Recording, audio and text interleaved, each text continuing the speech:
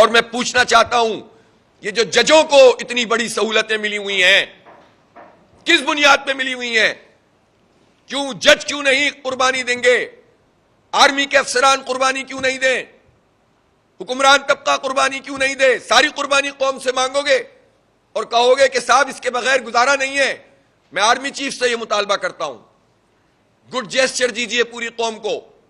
Army chief صاحب، بہت فاصلے پیدا ہو گئے ہیں قوم اور فوج کے درمیان، یہ بہترین موقع ہے کہ اس میں آرمی کے افسران کے لیے جتنی مراحت ہیں اس کو منیمائز کرنے کا اعلان کریں۔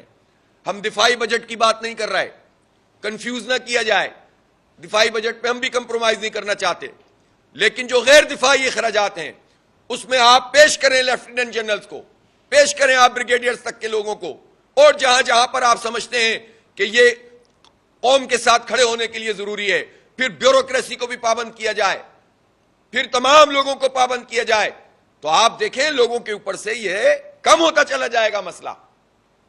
سب کو، ججوں کے، یہ چیف جسٹس کے جو 10-10 لاکھ روپے کی پنشن لیتے ہیں، کیا کیا ہوتا ہے انہوں نے؟ اور ان کو جو اتنے فری ہزاروں یونٹ مل رہے ہوتے ہیں، ان کو جو پیٹرول فری مل رہا ہوتا ہے، ان کو جو ملازمین مل رہے ہوتے ہیں، تو ججوں کو بھی تو سامنے آنا چاہیے نا، قربانی ان کو بھی دینی چاہیے۔ اور اسی طرح تمام بیوروکریسی کٹ لگائیے، آپ دیکھیں عوام پہ سے ریلیف ملنا شروع ہو جائے گا۔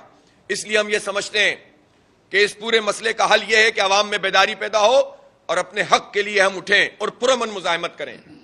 جماعت اسلامی نے یہ فیصلہ کیا ہے مشاورت کے بعد کہ 2 ستمبر کو ملک گیر ہڑتال ہوگی۔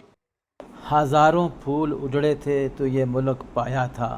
اس بات کو نبی صلی اللہ علیہ وسلم نے خود بتلایا کہ برباد کرو، ہر آنے والا سال پچھلے سال سے زیادہ شر والا ہوگا۔ اس کے لیے ہمارے لیے اس میں وارننگ یہ ہے کہ ہم آنے والے سالوں کے لیے پریپیئر ہوں، اپنے دین کی حفاظت کے لیے، اپنی بیوی بچوں کی، اپنے متعلقین کی حفاظت کے لیے، کہ ان کا دین محفوظ ہو جائے۔ ہوگا۔